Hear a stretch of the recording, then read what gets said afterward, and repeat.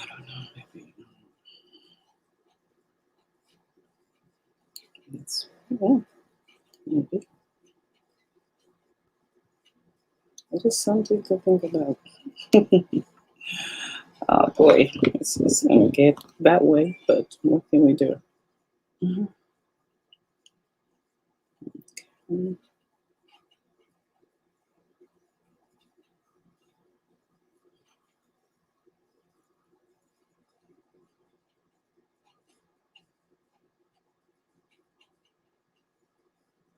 There's so much.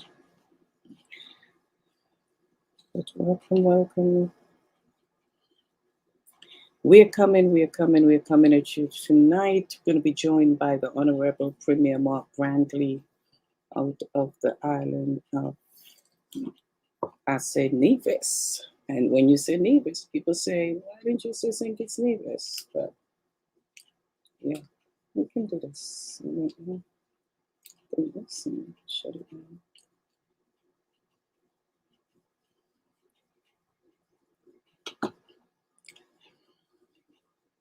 Good evening, Roman Rosa. How are you?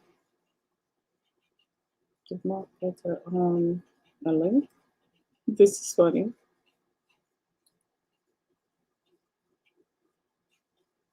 Hmm. Hold on, we haven't.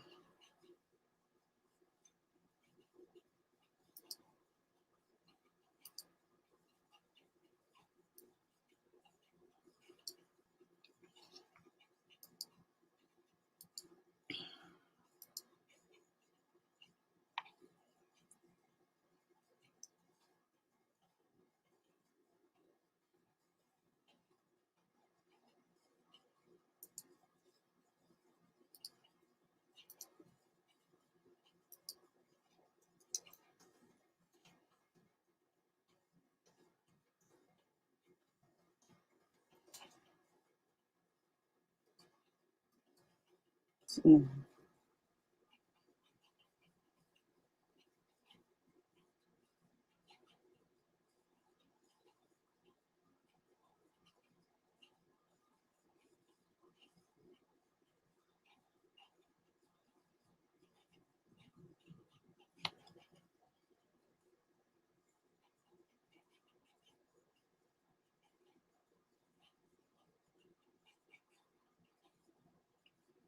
We're having a little issue. I think Andrea, check again for me. Yeah, there is. It was sent. So check again. I can do that again. Isn't that something?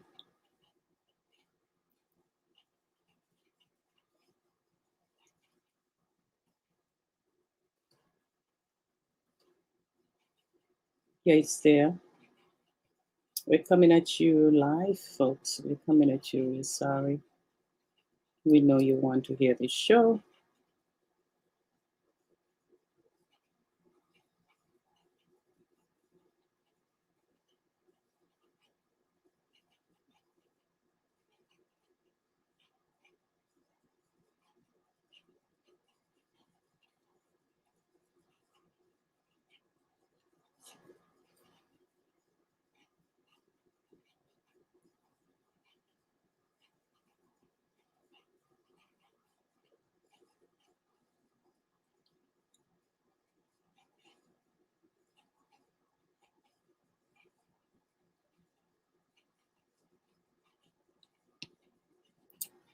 Folks, we're coming at you. We know that you're on. We see you. We're coming. Just give the premier a few minutes. He will be logging on shortly. He will be logging on. Good evening, Joycelyn. How are you doing? Good evening to you and everyone.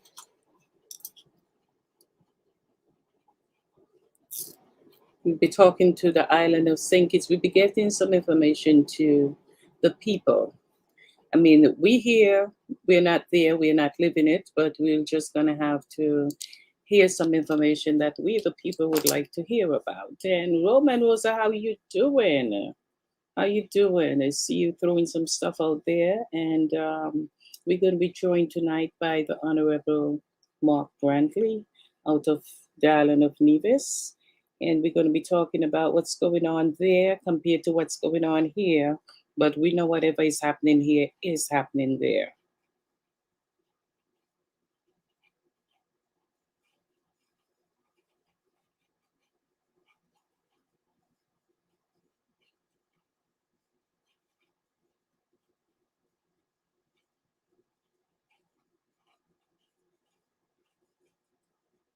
Okay, we have just a little delay. Tonight is delays. Every official, we know even Senator Jamal Bailey had such a long day. Everybody has a long day today. So just bear with us 1 minute. We're going to be coming to you.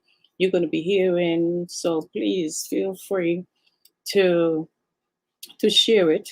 And if you're out there, you're in Nevis, or you're in St. Kitts, or you're in Antigua, wherever you are, whatever hit home for everyone. So we are coming to you right now, and we're going to be joined by the Honorable, the Premier, Mark Brantley, in a few minutes. So stay tuned. And I don't know, it's something about me tonight. I guess this color is not for me. I'm not feeling this kind of, I'm just surviving. I'm looking forward to see you, sure, and learn something new. Yes, we're going to be going into the island of Nevis. So who knows? Um, you're going to learn something new. If you've never been there, then you definitely will be learning something new about the islands. And who knows, it might be a place you visit one day, Roman. So just tune in and listen. You think we argue here about politics? They do the same thing there. Everywhere you go, everybody have their own opinion on politics, politicians, what's going on. So we here want to know what's going on there. So we're going to be talking to the premier out of Nevis, the Honorable Mark Brantley, in a few minutes. Joycelyn, how you doing? Are you at work or you're home with your feet up? I know you're going to say, girl, I'm at work. I work 20 jobs. All right, so if you're out here and you tune in, I thank you so much in advance. And as the premier get ready to join us, just bear with us for a few minutes, but feel free to share the program. It is something that you might learn, and you would like someone else to learn about it. Tonight is going to be a good flow.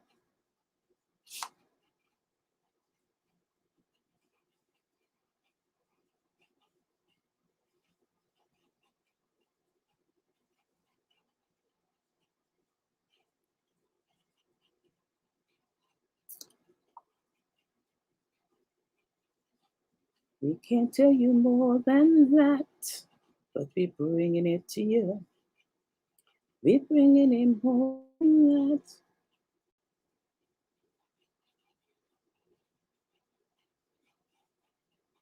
Get ready, get ready. I know people like to hear, the color purple suits you well. Is that true, Roman? I know you have good taste. And you know what? When you say the color purple, it take me back to the show.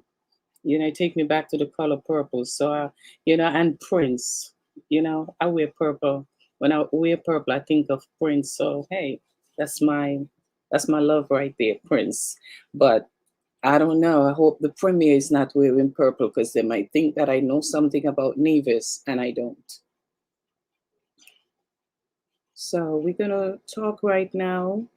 Instead of New York politics, we're tapping into the island of Nevis and some of St. Kitts, but I would like the premier to do that.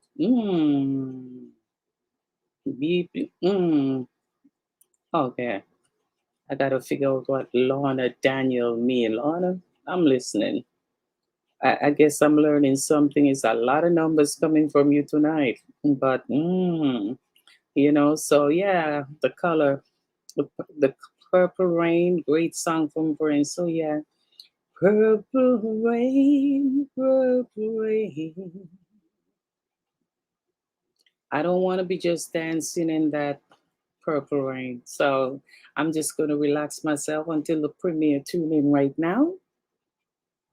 And we're going to talk about what's happening that we don't know here in New York. We don't understand. We only can hear, but I want to hear from the premier. And I hope he don't come on with a lobster tonight because I might ask him to send me, a slice of it. See, the man can't eat a lobster in this.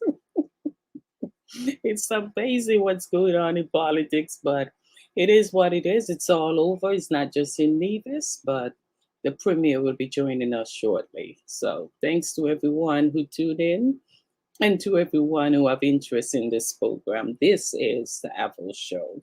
And to all my listeners on Radio AM 1000, stay tuned and keep listening and keep promoting the station. And we're doing great in the Virgin Islands. So big up to Radio AM 1000.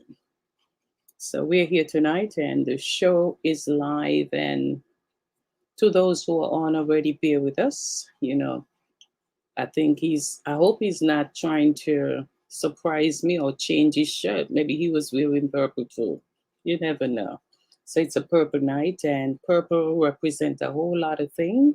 So give it up for purple tonight. Purple, if you're out there, also my girl Purple. If you're listening, I'm not talking about you.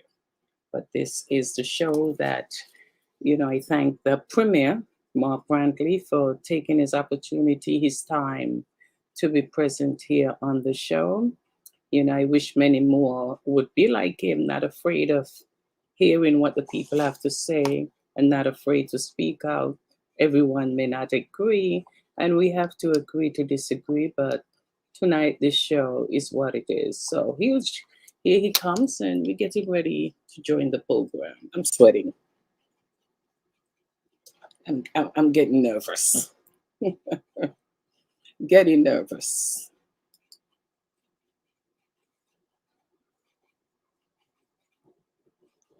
Can you hear me?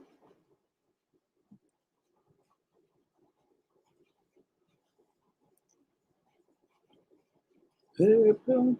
Well, the premier is not wearing purple tonight, so that's good. Hello. I I'm can glad hear he's you. I not can wearing see it. purple. I can't Are hear you you, Mark. okay? Can you hear me? No, I'm not hearing you. you're not hearing me. I'm not hearing you Uh, at all. I'm borrowing my wife's computer, so I'm hopeful that I can get this sorted out.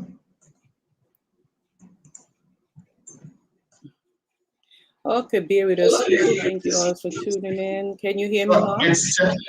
I can hear I you can hear clearly. you, but Can you hear me now? I can hear you now. Thank you so Okay, great. much. Okay.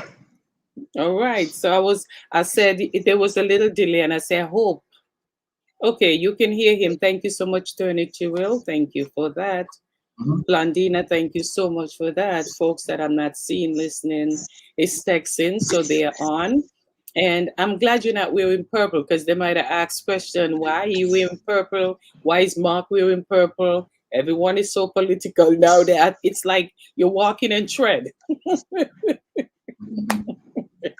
Well, good evening and welcome back to the show. And I know the senator Thank you. himself was having a long day and will be joining us. But I told him we'll start the show. He can chime in at any time because he's so Right. anxious to hear from you what you're doing down there. So you've been showing up some food, and we're gonna talk about that because great is a good thing. And we just want to talk tonight and follow up from the last time you was here. Sure. Um, yeah, things have changed. So many changes, not just in Nevis, because some people think that what's happening in Nevis or St. Kitts is not happening here, but it's happening all over.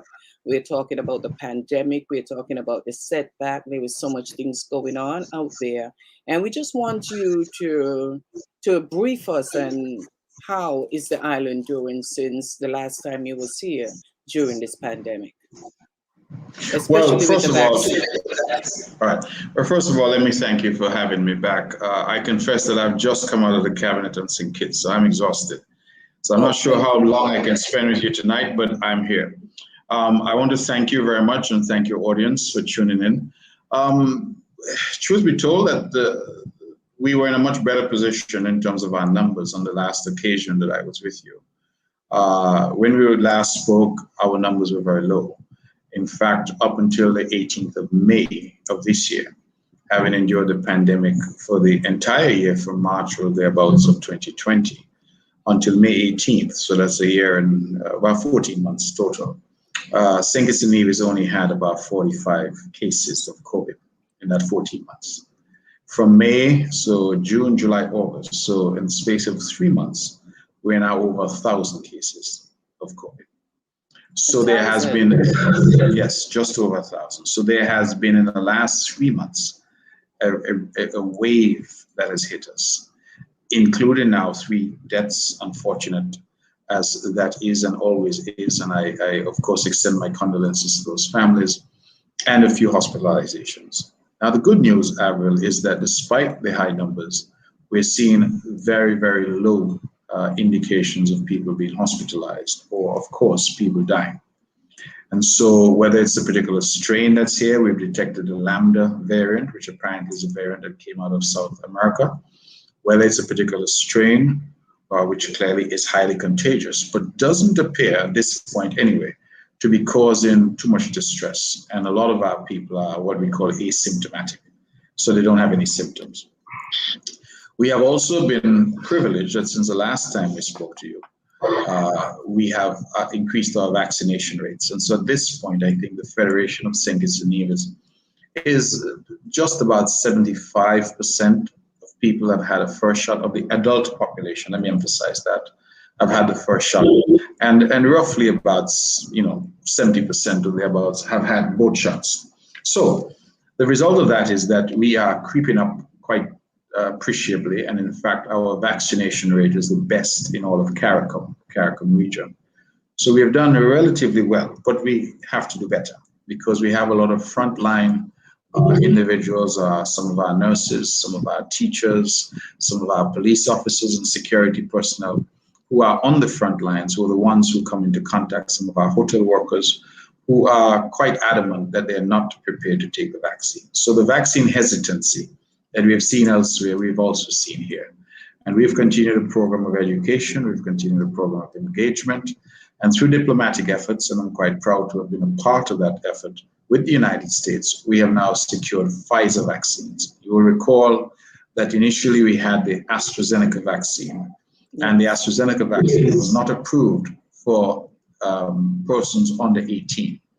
The Pfizer vaccine has been now fully FDA approved for those 16 and up, and continues to have emergency use approval for those 12 and up.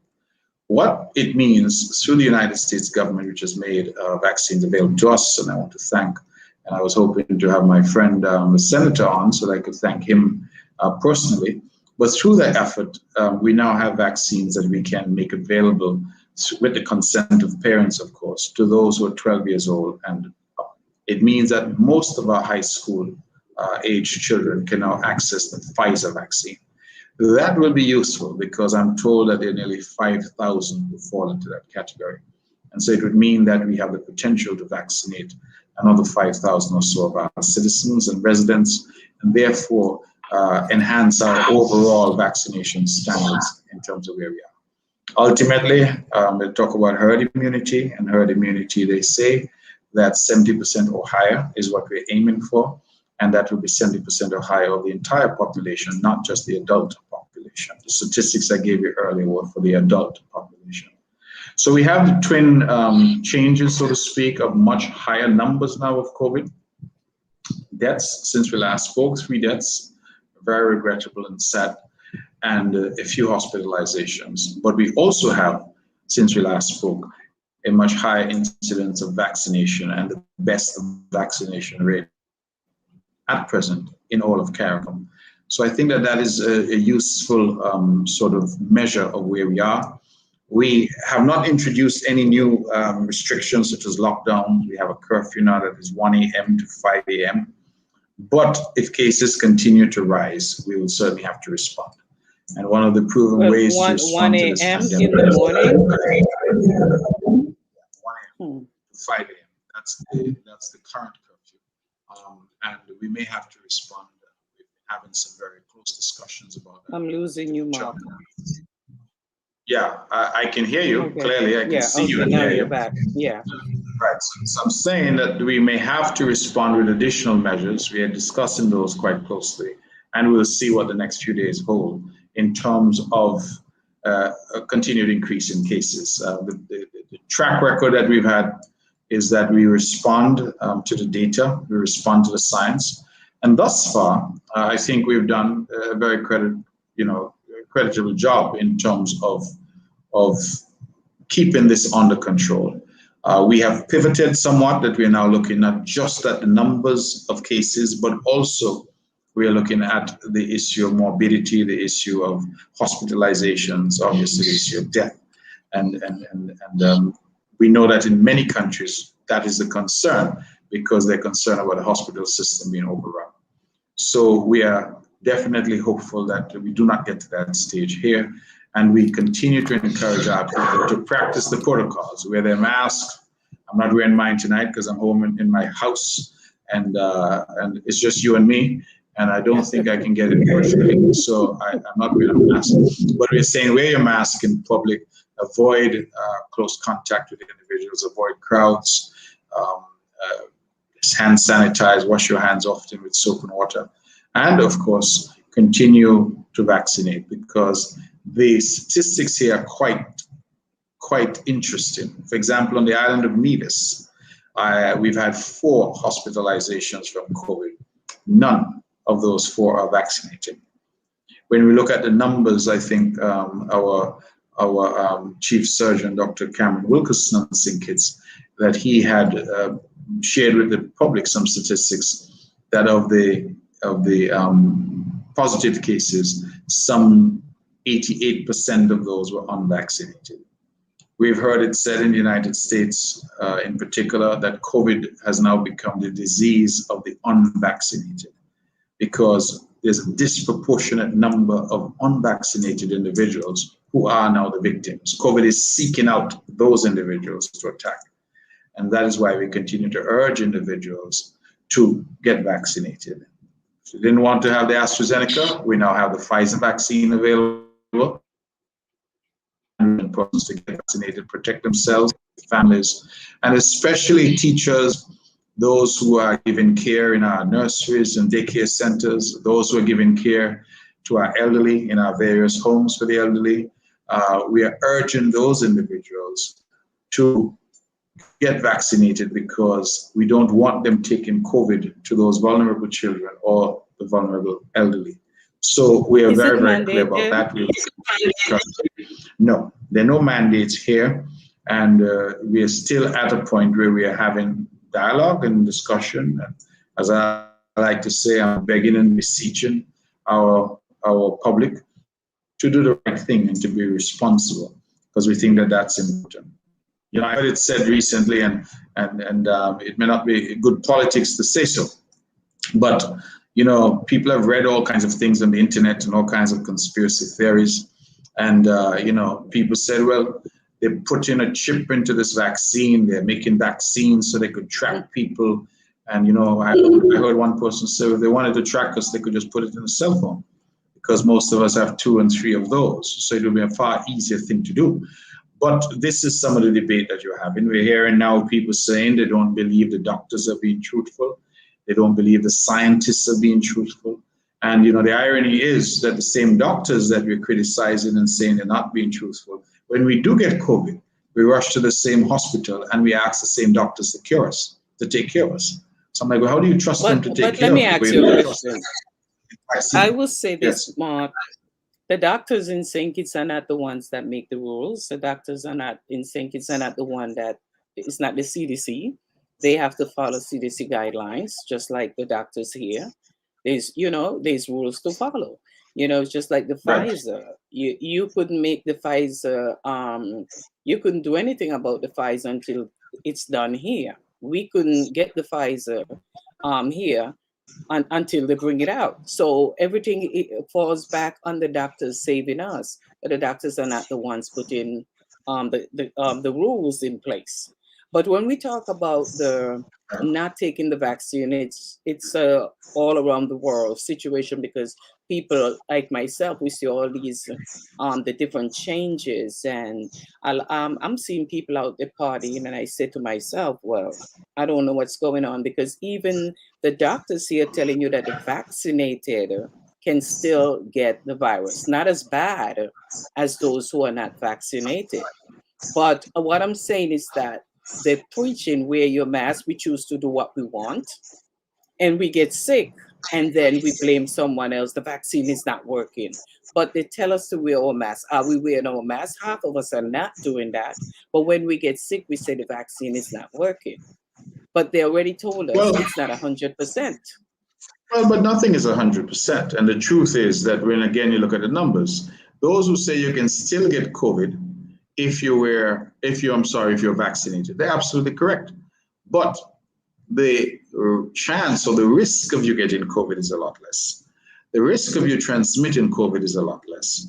The risk of you developing serious disease, a serious symptoms, is the risk of you dying is a lot less. So I liken it to somebody wearing a seatbelt. I saw you got a brand new beautiful Jeep the other day that you were showing off on social media. You walked into some dealer and drove out in a fancy vehicle.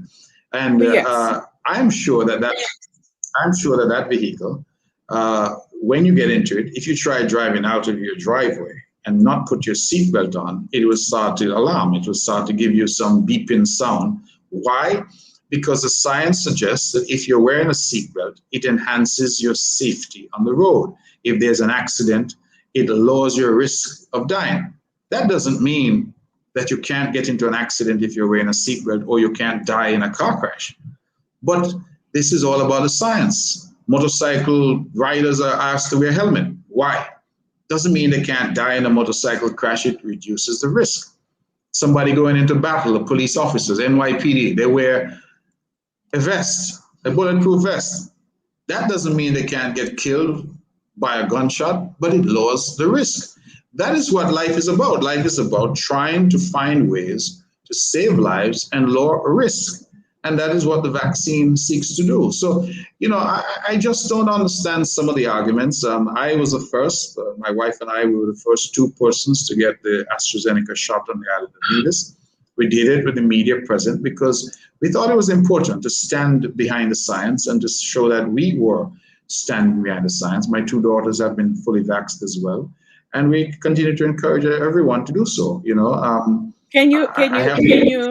I don't think it's you. I don't think it's you that they don't trust. I think it's the different information that was put out at first with the vaccine. There was so much changes and people start hearing so much different thing. It become confusing to the young Yeah, people, yeah, to the older people. yeah. But let's be fair. Is a new thing. COVID came at us in the winter of 2019. It got to the Caribbean in March of 2020. I confess, and I've said so publicly, that when I heard about the corona virus in a place called Wuhan in China, I said, well, I've never even heard of Wuhan. Who has ever heard of Wuhan? This wasn't Shanghai or Beijing. This was some other city in China that most people weren't aware of. And if you had told me that a disease, a virus from Wuhan, China would end up in Bastia, St. Kitts, or Charlestown, Nevis, I would have said preposterous. But it is here.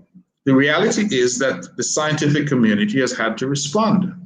And thankfully, the world governments threw all the resources they had at this and said we needed something that could give us a fighting chance against this virus.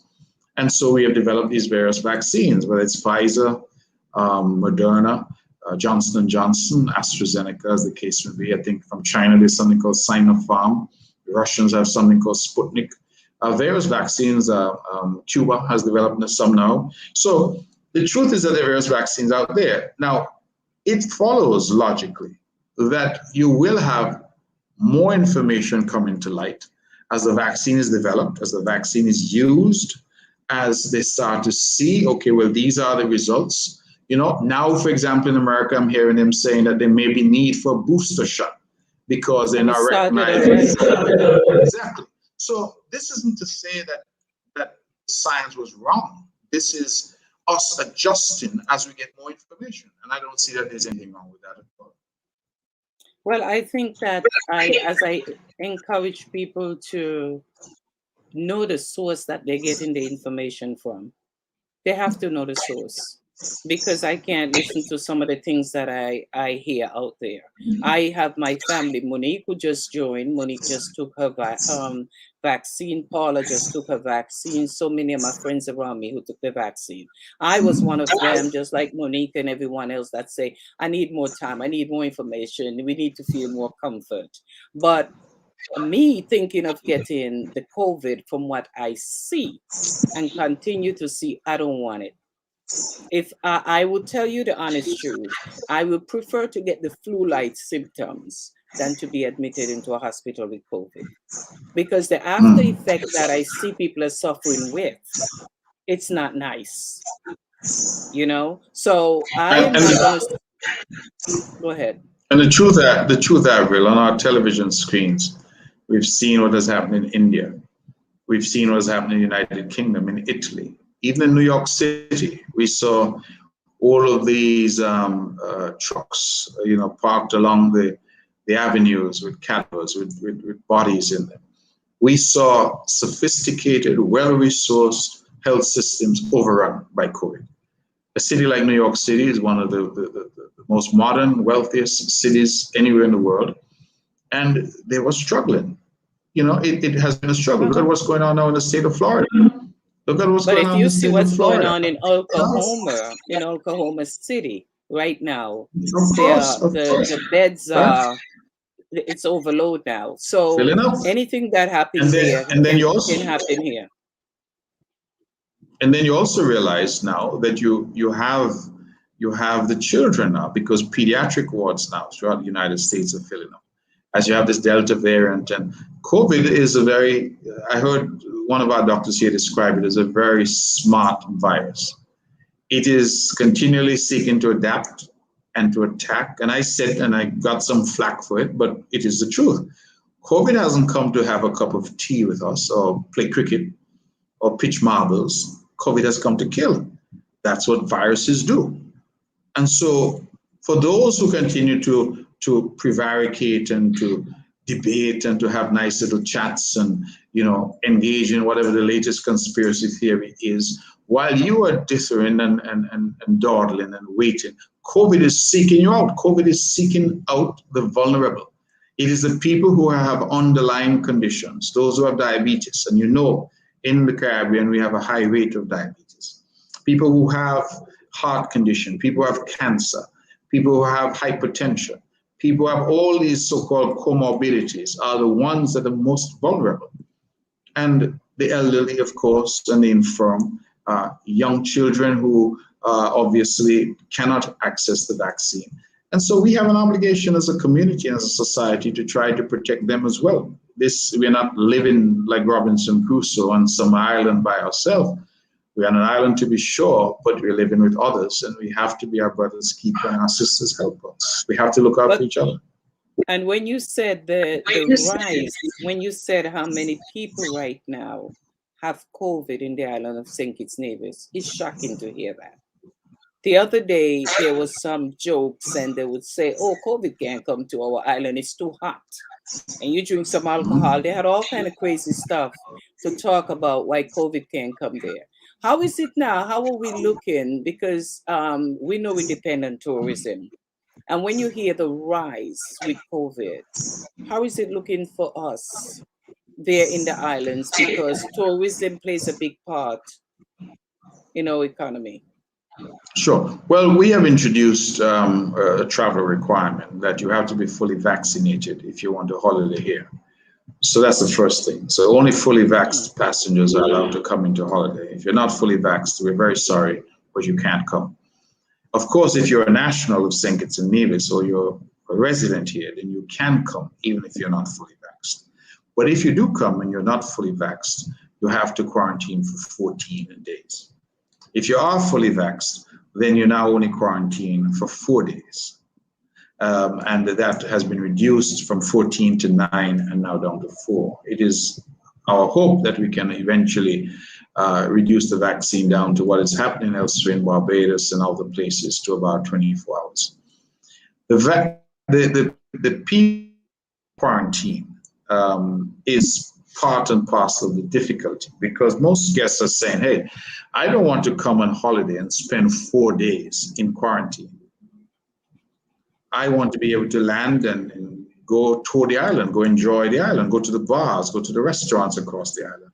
And particularly for Americans who do not get long holidays, as you know, most Americans come for maybe 7 days, 5 to 7 days.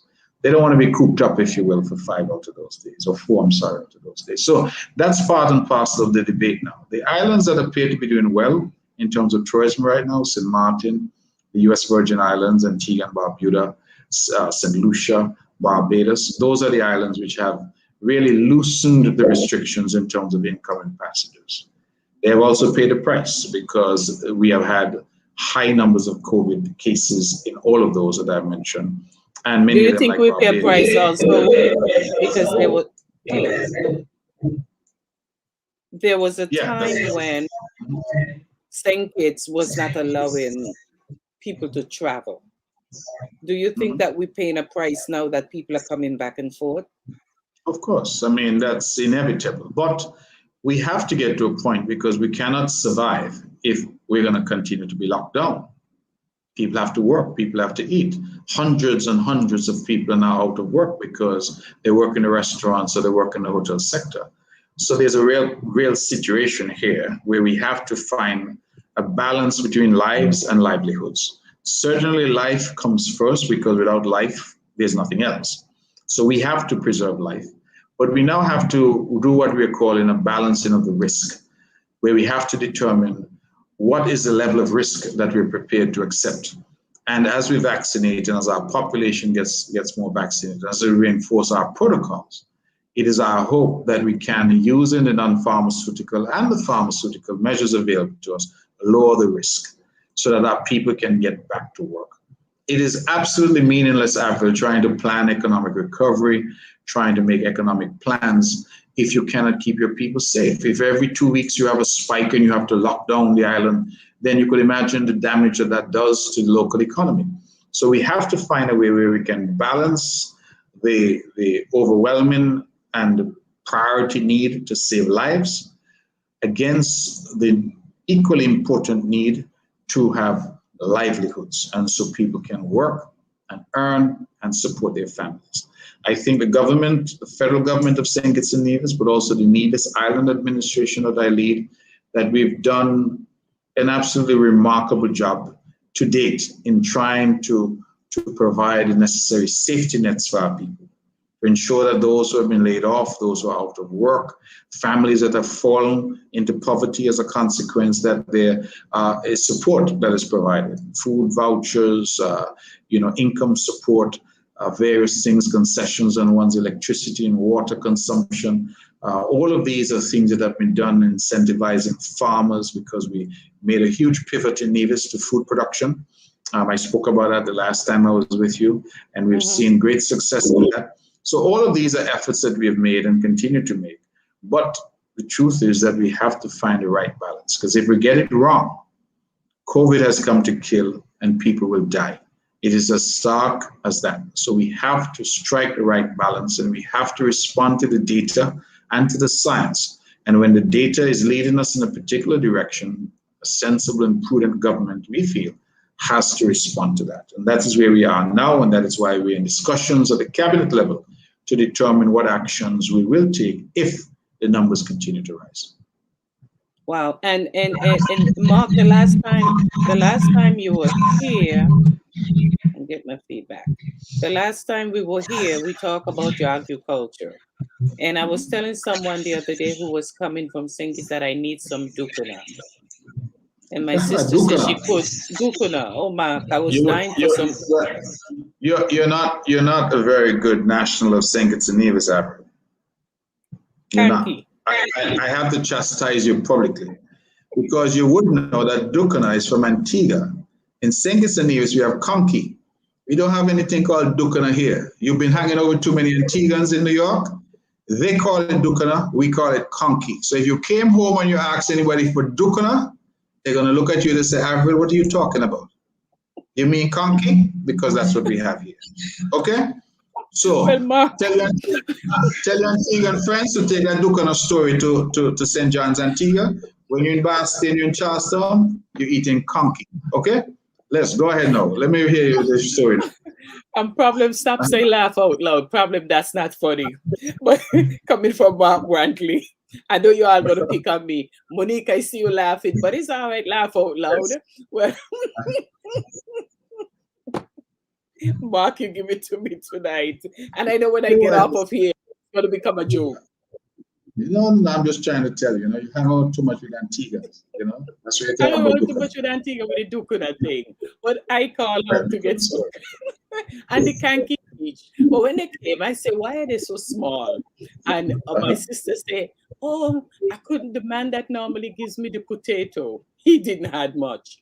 I said, no, They I did got to have much. I got to speak to Mark about this. Now, Mark, we're in a Yes. situation where right here in America, everybody that has a backyard is planting and growing. That's Okay. Why is it this time that we're going through what we're going through? I think I've seen so many lands and I've seen you shown some in Nevis also. Don't you think it's time we fork up the land and start? Because I was saying the other day to Senator Jamal Bailey, and I know he texted me there, so he want to come on and join you. And I said to him, it would be so interesting when I listen to some of my friends say, won't you like to walk into stores and see some of the stuff that's say from St. Kitts-Nevis? yeah. I would like to Well, see them start growing stuff and send me some of them mangoes that you home always posting about. Nevis have the best mangoes. Mark, how can you get them here? uh, well, I think you raised a very interesting question, and that would be the ultimate goal. But I'll tell you, my ambitions are not quite as grand yet as that. I would love to get mangoes to you in New York. I'd love to get produce to you in New York. But my priority as the Premier of Nevis is to feed ourselves. I have said, and our big concern in Nevis was that so much of our food comes in every week in containers from Miami. That when this pandemic started and we did not know what to expect, our big fear was that if the port of Miami were to close, we would have serious problems here in terms of food security. And so in March of last year, when this pandemic erupted, my government made a decision that we will pivot really hard towards food security. So what did we do? We provided to our farmers free water, because water is essential for farming. We provided free seeds, free seedlings, free fertilizer. We assisted them with free labor. We provided free fencing wire so farmers could fence their farms to, of course, protect from animals such as the donkeys, etc. We invested in a new refrigeration unit to allow greater space for farmers to store produce so that we have a longer shelf life. We have invested in 4 farmers who have been using technology in terms of shade house and hydroponics. We have invested $60,000 for each of those farmers to provide additional capacity for them to produce food. We have not excluded our fisher folk because we provided fish pot wire for them to make their traps. We provided rolls for free and then additional rolls at 50% discount. We provided to our animal farmers free feed so that they could have access to grain for their animals. The bottom line is we reduce our costs at the abattoir where we do slaughtering of animals. The bottom line is that we put together a very comprehensive package. And Avril, something I'm very proud of, we did not only do this for those that are farming commercially, we also did it for the backyard farmer, the farmer that you've described, who in New York is forking up the little piece of land in the back, as you put it. We also provided concessions. So those backyard farmers were able to access free seeds, free seedlings, etc. from us as well. So what we've seen is an increase in food production on the island of Nevis. And I was very pleased that one of our young farmers, because that's the other thing that we're seeing that we're very happy about, is that the demographic of farmers has changed. We used to see, the old man or the old woman, and that was the way they eked out a living. We've seen a lot of young people now getting into farming and using technology. So instead of farming in the traditional way, they're using hydroponics, they're using shade houses, and they're producing high quality produce to the point where we have leafy greens, for example, that are now being produced in Nevis that you can find on all the supermarket shelves on St. Kitts and everywhere else on the island. So in terms of stages, that would be my first stage.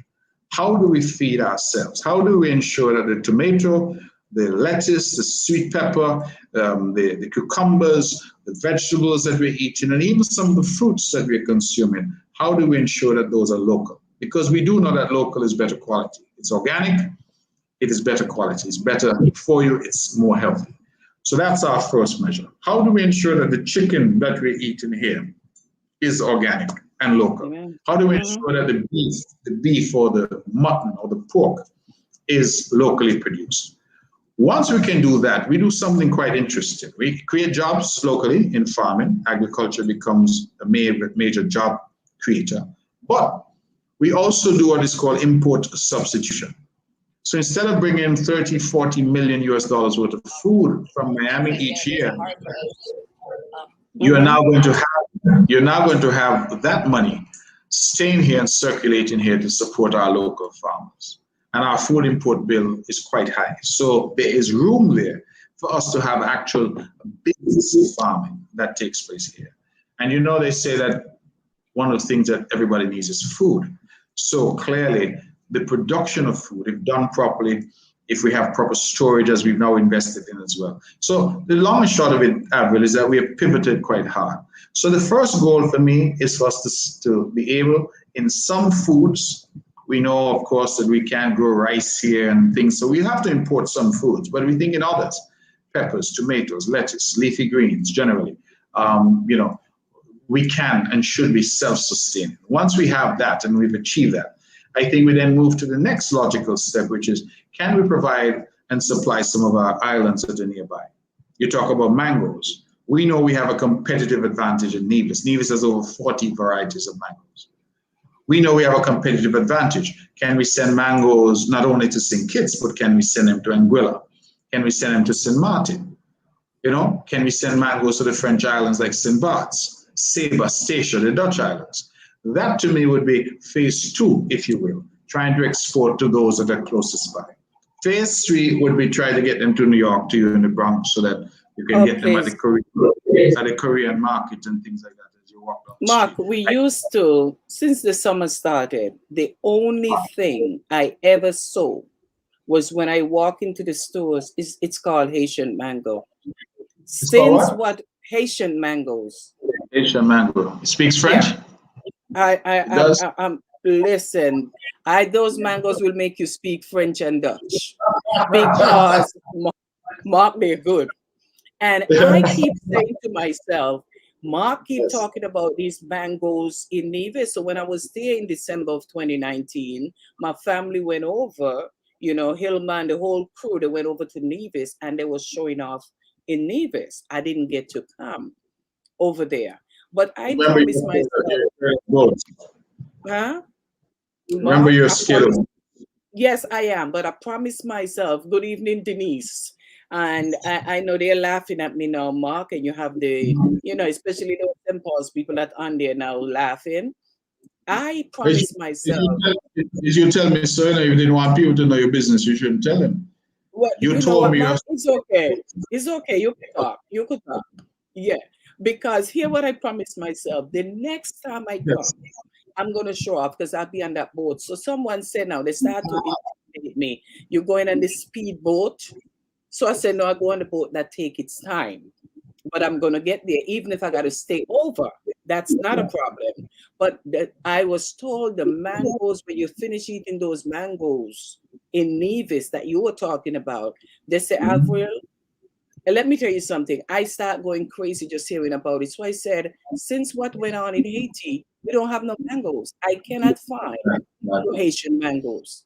So I said, Mark, you're doing a great job when you're trying to make sure that we grow our own, because we're here talking about the word organic. Imagine growing your own. You're taking back what our grandparents, what we raised up knowing. We lost that. I was in St. Kitts and I went into a supermarket and I bought carrots in a bag. And I said, I didn't come home for this. This is something I should be leaving in New York. Sure, sure. Well, Avril, I think it will be of interest to you and your viewers that here in Nevis, one of the initiatives that we've taken, we've just planted, I think it is 35 acres of fruits. So mangoes, avocado, sorrel, what else do we have there? Guava, things like that, dragon fruit. We have planted pineapples. We have planted 35 acres, which for Nevis is quite significant. It's a government project. It's an Indian castle, and we're quite pleased with that. Another thing that we're doing is that we have imported some 5,000 coconut trees that we are planting all across the island. The reason for that is that, as you know, coconut water has always been a staple here, but it's become even more popular because a lot of the tourists now, a lot of America has discovered coconut water, or jelly water, as we would say colloquially here. Mm-hmm. And we have a lot of these coconut vendors who have now popped up. We've seen them for years in places like Barbados, but it's a more recent phenomenon in St. Kitts-Nevis. And they're getting the coconut water, the fresh coconut water, and they're selling it to you. A lot of our coconuts now are being imported from places like St. Vincent. The reason for that is that we had a disease here called lethal yellowing that negatively impacted our coconut palms and caused the almost near destruction of those. So one of the things that we talk about food and food security is that we have brought in thus far 5,000 plants that we're putting in the ground, and we are going to ensure that our island once again is reforested with coconut palms.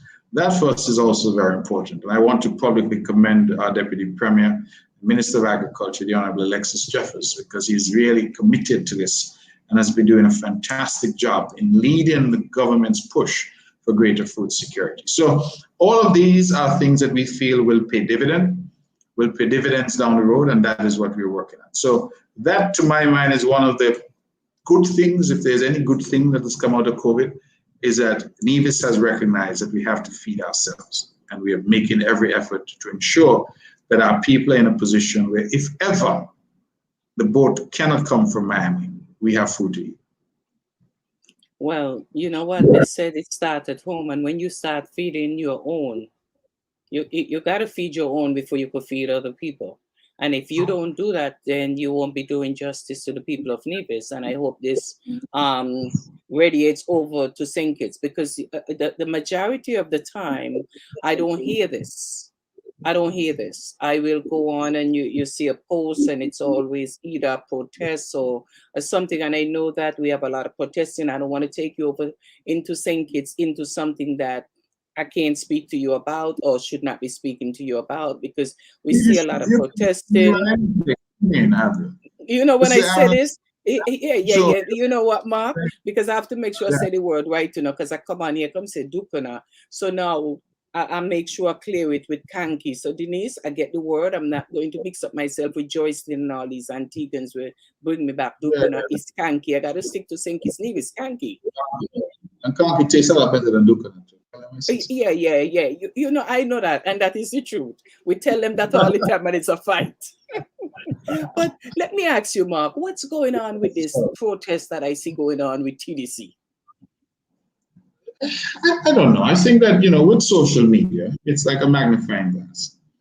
And a few people can make a lot of noise because they are on social media. I have looked at St. Kitts and Nevis, and I think that while there's some people who have a very legitimate concern because they say they don't have enough information, I respect that. You yourself said that in relation to the vaccination, you needed more information and before you made up your mind. We understand that people will take information, accept it at a different pace. We appreciate that. However, you have some people out there who I think are creating mischief, quite frankly. And you have some who are in some islands grafting the politics onto it. So it becomes not only an issue now about health and about vaccination, it becomes a political issue where you have opposition politicians agitating and using people to create. We saw what happened in St. Vincent and the Grenadines. We saw what happened in Antigua. Thankfully, here in St. Kitts-Nevis, we're in a somewhat different position because the vast majority of our people are vaccinated. I told you that, over 70% of our adult population has had a first shot already. And nearly the same percentage has already been fully vaccinated. So it means, therefore, that you have just about, let's use the round numbers, 30%, which is a minority that is not vaccinated at this point of the adult population. So a lot of the agitation we think here is really a small minority that's engaged. But, it's not to say that we ignore or we don't take into account what they're saying and what their concerns are. But I think that sometimes things get magnified on social media because somebody has a bullhorn and it becomes sort of a magnifying glass. So it makes it appear that something is much worse than it is. The truth is that a peaceful assembly and protest is part of our constitutional matrix here, as it is in the United States and elsewhere. We respect it. We think it's part of the democratic tradition of St. Kitts-Nevis, and that individuals have a right to protest and the right to do so peacefully. We have no difficulty with that, and frankly, we have seen no violence or anything untoward in relation to those few individuals who have taken to the street to protest. Now, the issue, you mentioned TDC, but I'll broaden it and say that the issue in the private sector is really that many private sector operators, business owners have said, hey, it is unfair to my business to have individuals who are unvaccinated working here. Why? Because as happened in Nevis just about 2 weeks ago, some individuals in that business came down with COVID. The entire business has to close. So a large company here says, listen, we have at common law and under the law here a legal duty to have a safe place of work and a safe environment for our staff and for those who do business with us, so our customers. However, if you were to work at a particular place, and we know that there's a very dangerous killer out there called COVID that can be transmitted because you touch the same surface or somebody sneezes or somebody coughs or whatever the case may be. And I say that there is an FDA-approved vaccine out there, Pfizer. Let's use that as the example, because there can be no criticism now of that has gone through the approval process. And I, as a business owner, say, you know what? I need to ensure that I have the safest possible environment. It means, therefore, that I have to ensure that my people are masked, that I have the hand sanitizing stations, I have the markers. When you go in the bank now, you see the markers to ensure that you're 6 feet apart, etc., and the vaccine. So if there's some who say, I'm not going to vaccinate because I have a right not to vaccinate, there are businesses which are saying, we understand your right, we respect your right, but we have a right to protect our business, because the alternative is that every time somebody tests positive, we have to shut down, which can't be good for business if we can't be open and earning. So that really is the fundamental dichotomy. So what has really happened is a lot of the private sector is now saying, listen, vaccinate, and if you're not prepared to vaccinate, that's okay. You will have, however, to test every 2 weeks so that we are satisfied that you're negative. Problem you have is people are saying, I'm not going to vaccinate and I'm not going to test and nobody can tell me anything and I have a right to go to work. So that's where you're having the debate being joined now, because the private sector is pushing back and saying, no, you don't have a right to work for me. You may have a right to work, but not necessarily for me. I have a right to ensure that I have a safe work environment for my workers and for my customers.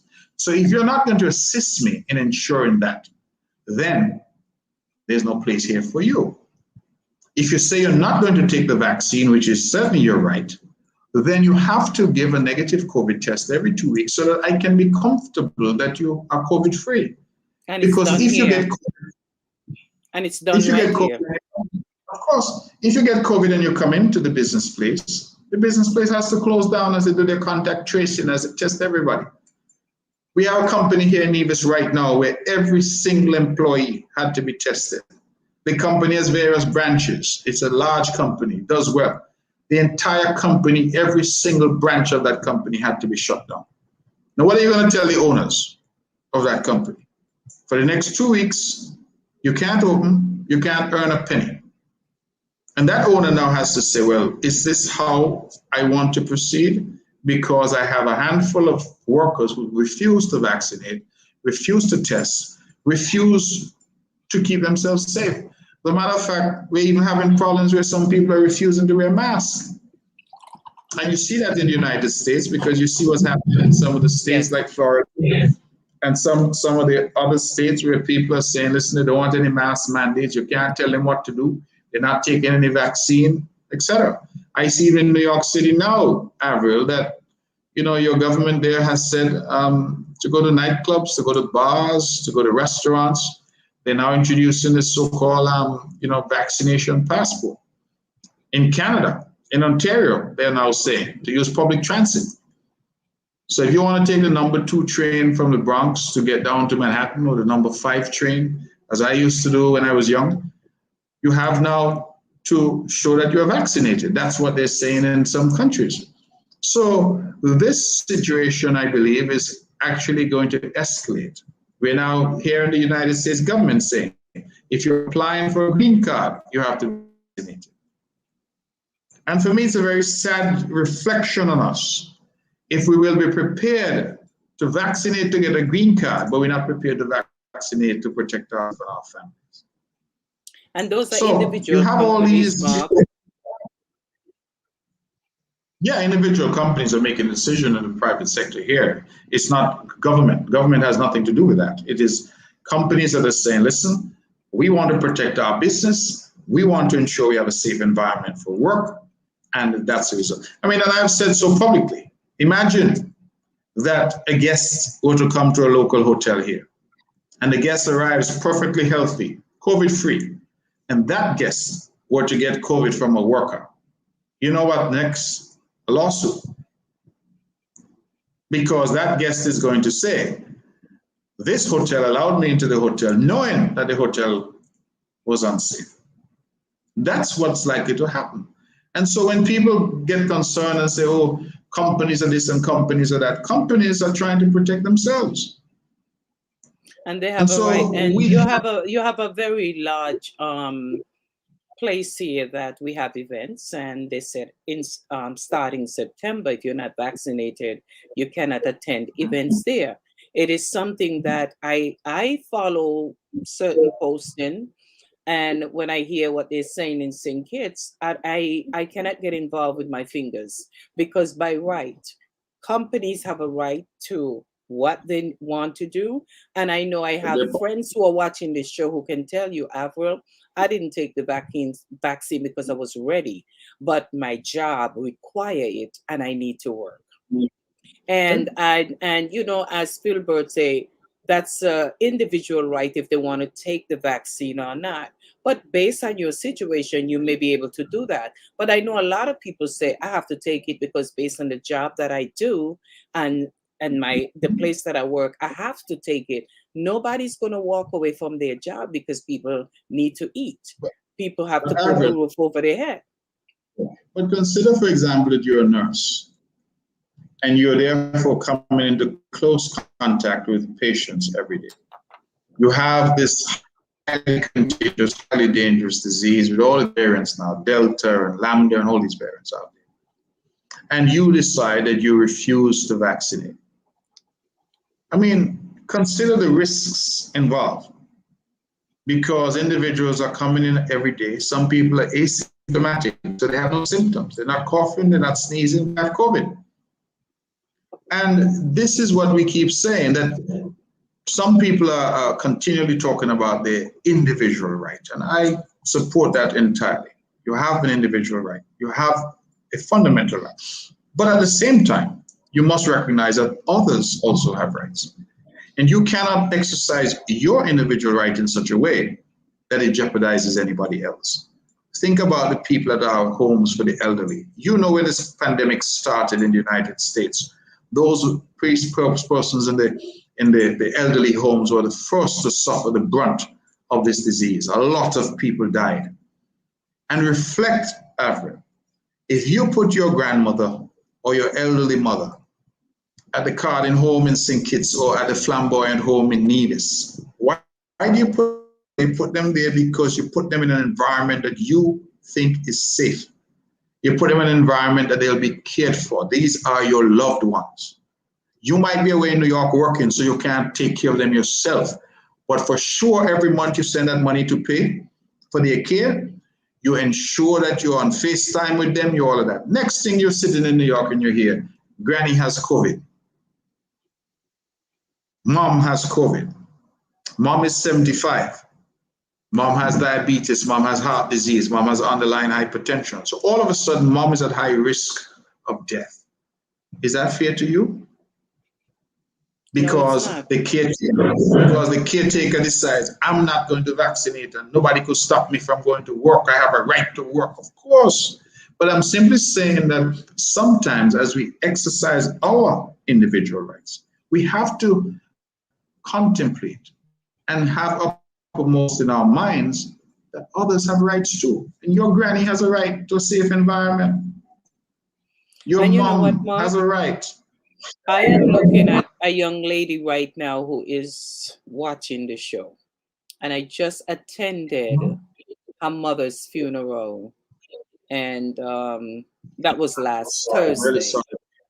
Yeah, Philbert, again, just yes. And just she just commented and she agreed that's right. Individual has a right not to vaccinate, but must get tested.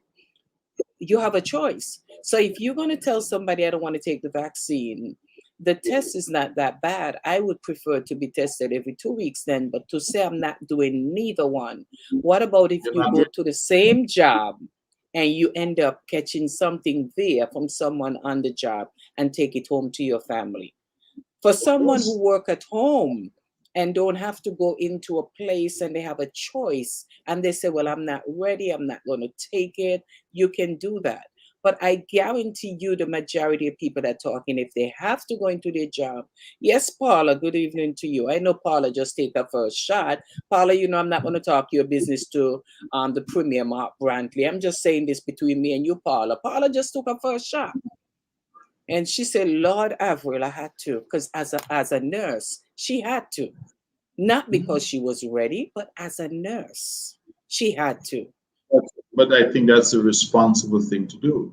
And I believe that more and more, I believe, Avril, I'm going to predict it here tonight.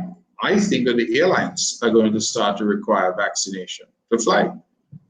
I honestly think that that's where we're going to get to. Because the airlines are going to say, listen, what if somebody comes on my plane and contracts COVID while they're on my plane? Well, Mark, that's why I haven't fly yet, because I keep telling people, those little bathroom on the plane, imagine 5 of us get up to go into that bathroom and walk out of there. I leave New York in a good condition. By the time I get to where I'm going, maybe I don't even know I contracted something on the airplane. We don't know why St. Kitts has a rise, Nevis has a rise, Antigua the rise with COVID, because people are traveling all over now.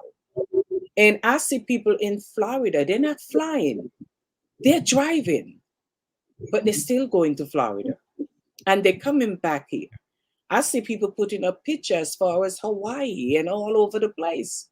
Nobody stopped flying. So sometimes I wonder, are we really taking this thing serious? Because I see a lot of people in protest, no mask. People out there screaming about this thing. So I say either they don't think that it's really serious, even though they're hearing people dying, maybe you have to hit home. Because you cannot sit here and tell me, Matt, that nobody is listening to you. The people who are listening to you are not taking this thing serious when you're telling them the rise. We want to get back to normalcy, but we are not doing what we have to do. Listen, I follow you, and I'm not going to talk about your lobster, but it looked good. It looked good, and as a prime minister, Mark, what happened? Life is rough all over, and I'm going to say to you, Eat your lobster, enjoy your lobster. Enjoy your lobster. You have life when you're going to eat it. But Avril, you say life is rough all over. And I think that it's regrettable that some mischief makers try to use what is intended to be a promotion of our local businesses. Now, let's talk about lobster for a minute. Who goes and dives the lobster? Answer, our fishermen. Mm-hmm. If they can't sell the lobster, how are they going to feed their family? I wanted to ask you how you So, could get some ship here to me, because I will pay any money to have them right now to support the economy. our hotels right now are clearly not nearly where we would like in terms of visitors and visitor arrivals. So the market that our fishermen would normally have for our hotels, for our fresh fish, our lobsters, etc., that market isn't there. Avril, let me tell you something. We have a colloquial saying here. I hope that your listeners can understand. We say things bang dark. You know, when mango season, we say mangoes banging dark. Means that mango falling off the tree, people don't even bother with them. Same thing that things like lobster here banging dark. You know why? Because people are going out and catching them, and the traditional markets, the hotels, the restaurants aren't buying enough. So you have fellas here on the side of the roads now selling lobster. So Wow. when somebody goes out and buys a piece of fish, buys a lobster, buy anything local, a piece of mutton, a piece of pork, a piece of bread, buy some sweet potato, buy some breadfruit, whatever you buy that's local, you're supporting the local farmer, you're supporting the local economy. Some people here seem to feel that certain things are too good for us. So they make nice if you eat lobster. They make nice if you eat sardine. They make nice if you eat bread and butter. They make nice for everything. And I am not concerned about that, because I think what we should be doing is trying to support our own and trying to support our locals. I had one fellow who attacked me mercilessly for eating lobster. I laughed. You know why? He brother sell me the lobster. I buy lobsters from his brother. So I said, well, what if I stop buying lobster? And How support his his brother gonna feed? brother. How his brother gonna feed the children? And that is what, sometimes we get caught up, because I mean, let's face it, this is all politics and nonsense politics. There are people who But continue to try Mark, to. listen, man. I know politics. Trust me. I think I live and dive around politicians here. But I am going to say this: the lobster looks so good that my friend Amelia, I sympathize with her grieving right now, because she's a Grieving. lobster. Yeah, man, she grieving over that lobster. So you Mark, need to let bring me a tell home. you. Yes, I need to. I can't wait for Bring this a to. home. I take you to one of the best spots right in my constituency. They do great grilled lobster. They do grilled fish. They do whatever you want, seafood. Nevis is Shirley, a you're great hearing place. it. You have a white lady here, Italian, a black woman. She's all in one. And she said, I So can't she wait for this Italian, over. black, he says she Uh, Italian, black, white, all in Italian, one. black, white, they call her everything in one. You don't know who she is at time. But she can't wait for this to be over to hear, to see what this Nevis is all about. Because you started this thing with this food thing, Mark, and it's not a good thing. Because every time I say, you know what, I'm not going to pay Mark no mind today. This is getting ridiculous. But regardless to what we're going through, as you said, imagine the fisherman going out, getting the fish that I wish I can get here, the fresh fish. You're supposed to show us what's going on there, because you're supposed But to make us want to come down to eat the good fish. When is Avril, let me tell you, the person said, when is seafood festival in Nevis? every day. Oh, I thought it's something special they have. No, The I mean, problem, when stop I the say problem, no that, man. Nevis is surrounded by ocean, what you expect. We have seafood festival every day. But the point I'm Listen, trying to make, Avril, is a simple point, right? What I try to do as a Premier of Nevis, I visit particularly on weekends. Saturday is my day when I go. I leave my home sometimes early and I come back late. And I visit every nook and cranny across this island. Everybody's selling a little goat water, some wilks, some lobster, some fish, fried chicken, you name it. And I go from place to place. And my purpose is to say to showcase the amazing spots that we have. You see, there are restaurants here, like at the glorious Four Seasons Resort. Some place like that is, they don't need any advertising. These are places that are, well-to-do. They do great. I think the little businesses are the ones that need promotion. And what better promotion than the leader of Nevis to sit and have a meal and tell you how amazing it is. You're all the way in New York and you want to come and eat the man lobster. And But I think listen, that you just have people, somebody in Guyana just say Marvelyn Souvenir say she can't wait to come and visit Nevis, and she's from well, Guyana. I And hope look she who comes just and when she, joined you, man. Senator Jamal Bailey in his suit and tie. I could imagine this man is just leaving some meeting, something, just to rush on to meet the Premier looks, Mark Brantley. I don't know looks when like you guys sleep. it looks like he's coming out Well, of listen. Barney's, where he's dressed. No, not even, man. I'm a Maxinista, as my wife will call it, man. I like to shop smart. Premier, good to see you.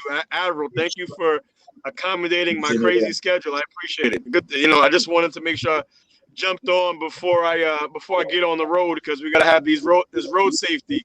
I can't drive and chat. But before I get up there, I wanted to make sure I thank you for all the work that you've been doing, and especially with the agriculture. I know we want to have a greater conversation about how you've been able to feed the people consistently in your country, and that's something that we need to learn from you. And I want to continue to pick your brain about how we can continue to nourish our community. So I just wanted to jump on just to say thank you for the work that you're doing, and I'm honored to be able to share this space. Well, thank you very much. I'm happy that you're on, because I said to Avril earlier that I hoped you were able to get on, because I wanted to publicly thank the United States through you, thank the United States government. They have made Pfizer vaccines available not only to St. Kitts-Nevis, but to the entire Caribbean region. And I'm very grateful to the Biden administration for seeing the need. We made the case back in March of this year that the United States had benefited its neighbor to the north, Canada, and its neighbor to the south, Mexico, with vaccines. And the Caribbean is the third border to the United States. I tell people all the time we have more in common than divides us. We are the third border to the United States of America, the greatest nation in the world. And we have a very long umbilical cord that connects us. Avril, I'm sure, would have said to you, and I'm sure that I say it all the time, that the man who designed the financial system in America was born right here in Nevis, Alexander Hamilton. And I tell all my American friends, every time you go to Starbucks or wherever you get your latte and you spend $10, remember Nevis, because the guy who's on it is from Nevis. We have to, I think, speak about these things so that people understand it historically. There is a very long umbilical cord that connects us. We are essentially in each other's DNA in that sense. And, our history says that the first settlers, for example, I believe in the state of Virginia, would have sailed from St. Kitts. So there is a very long history here, and I just believe that that gestures such as that made by the Biden administration in making vaccines available not only to St. Kitts and Nevis, but to our neighbors as well in the Caribbean, is a manifestation of the closeness that we have. And I wanted to thank you, Senator, for the United States' role in trying to keep us all safe. I think these Pfizer vaccines are going to give us an additional weapon against this COVID-19 pandemic. And I know you have to hit the road, and I want you to be safe. And Avril, you have to promise to get us back here at a time when we could have a broader conversation. But certainly it's good to see you, brother. It's really good to see you. I long for the day, and I'll come up and work on your presidential campaign when you're ready. Avril and I will. Listen, listen, Premier, I'm going to say something. I don't want to talk his business, right? But they just lately, right, I'm going to talk it anyway. But just a few days ago, I was so nervous, man, Mark, because the new governor was getting ready to elect his what you call help me here, Jamal, Senator, Lieutenant Governor. his lieutenant governor, right? So everyone started calling me, oh, do you hear that she's taking Senator Jamal Bailey? I say, our senator can't go nowhere because who's going to replace him? So I said, no, we can't do that. So I started getting nervous that She's going to take No, our senator. you're thinking about it the And wrong way. You should encourage the senator to move up. If he's up in Albany, and then from Albany it's a short hop from there to Washington. So you just got to keep pushing. That's the way it works. Imagine, Avril, you can play this tape back in 15 years' time and say, President of the United States was on the Avril show talking about food. I think we're going to still play it. I think we're going to still play it, We're going to still play it, man. Yeah, listen, it's a blessing. And as far as the lieutenant governor goes, our new governor, Kathy Hochul, made an incredibly wise choice in choosing a son of the village of Harlem. My brother, Brian Benjamin, is going to be an incredible lieutenant governor for the great state of New York. Brian comes with a wealth of experience. When he ran for controller, we supported him because this is a man who understands the community. Harvard MBA, Brown undergrad, but most importantly, he's a good man, a good father, a great husband, and just somebody who understands our state. And so she has chosen incredibly wisely in State Senator Brian Benjamin. We are going to miss him in the State Senate undoubtedly, but we're happy to have somebody that's from our community, right? And and like you talk about the umbilical cord premier, Harlem is not just it's a hop, skip, and a jump away from us in the Bronx. So we have that same connection, and so to have somebody from our shared community able to elevate to that level is something that is amazing. It's incredible, and I'm proud of that brother, man. I'm very excited for him. And listen, Premier, right? Senator Bailey just had his big barbecue cookout, and I stand there with the lieutenant governor. He was learning to shoot this game, and I said, "Man, you can't come to the senator barbecue and miss." And he shoot, and he won. So I said that probably was a sign for something great. So Senator Bailey, man, I'm going to watch out the next time you have the next barbecue, who comes around and start doing what he did. It's something about the shooting game. It's about the archery premiere, and we had a local MWBE, Natasha Green, shout out to Natasha. She came through and set up an archery, teaching kids how to shoot bows and arrows. Not something that is necessarily something that we see in our community all the time, but it's good that we expose our children of color to different things, right? And so people had an incredible amount of fun. And if you look at the Avril show page, it was almost like she took the picture knowing that this was going to happen, and it had Brian. Like he had the arrow, he had the bow brought back, and he was ready to shoot it and aim for his target.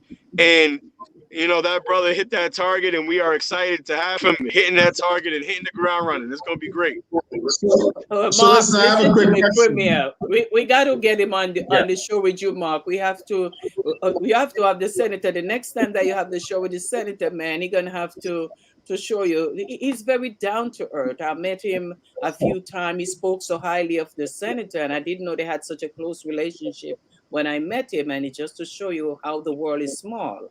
So now you have the lieutenant governor. I want to see Senator Bailey up in the White House, but I was so selfish. I said, no, they can't take our senator from us. Who's going to replace him?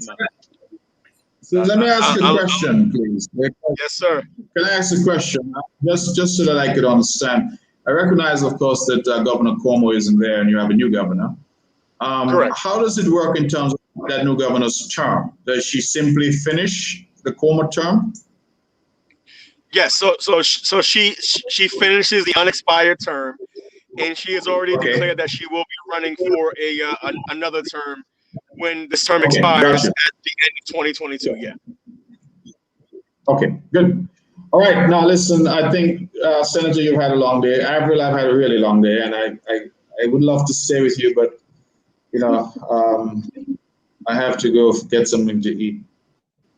Mark, you can't be cooking this late because the way you eat, man, and you eat mango, you eat everything, and the senator wanted to hear a lot more, but we're going to come back, Mark. You can't come on the show and talk about food. Avril, you have never seen me eat anything. You've seen me post pictures of food. If you've ever seen me eat anything, I want you to bring the evidence of that. Okay? What you've That's done, a whole different. you have assumed that I'm eating because you see food. It was good to spend some time with you and with your viewers. Thank you very much for having me. And please, I really would love to come back and to continue this conversation. Senator, I'm very happy that you could join us. I try to keep Avril company for the last hour or so, and I think we had a good conversation. And hopefully her viewers feel that the conversation was worthwhile. So thank you very, very much. Get home safe. Give my regards to your family. And hopefully we'll meet in the fullness of time. I would love to come up to New York, one of my favorite cities. I haven't been there in a very long time because of COVID.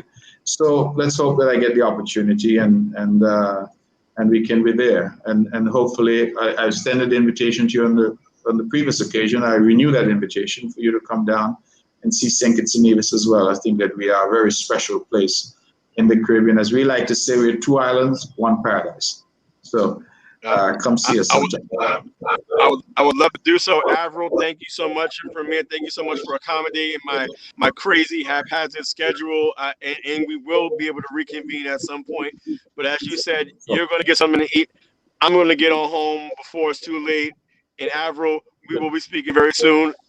And to all the viewers, thank you so much for showing the Avril show love. It means a lot for the community. We really appreciate it. Thank you so much, Senator Jamal Bailey, and thank you so much to the Honorable the Premier Mark Brantley out of Nevis. So Mark, thank you so much, and continue to entice the people with the food. It looks good, and you just make us want to take a vacation. So when the coast is clear, they're going to be flocking in. That's what it's all about, to let people know that we have a very special place here. We have great food, we have great people, we have great vibe. And Avril, I invite you and all of your fans and all of your viewers to think about St. Kitts-Nevis the next time you visit. I believe that you will not be disappointed. So, all right, thank you very much.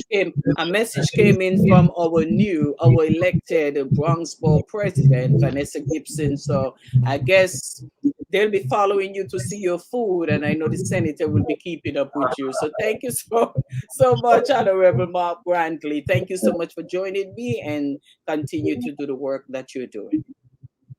Thank you. And your friend you said from Guyana who wants to come, tell I say she is more than welcome, and she must bring some pepper pot with her when she comes, so that we can get the flavor of that. And Avril, I'm going to come back and have a special show with you so that I can teach you how things are described in the Caribbean, so that you know your audience and you never again tell somebody from St. Kitts-Nevis about Dukana, okay?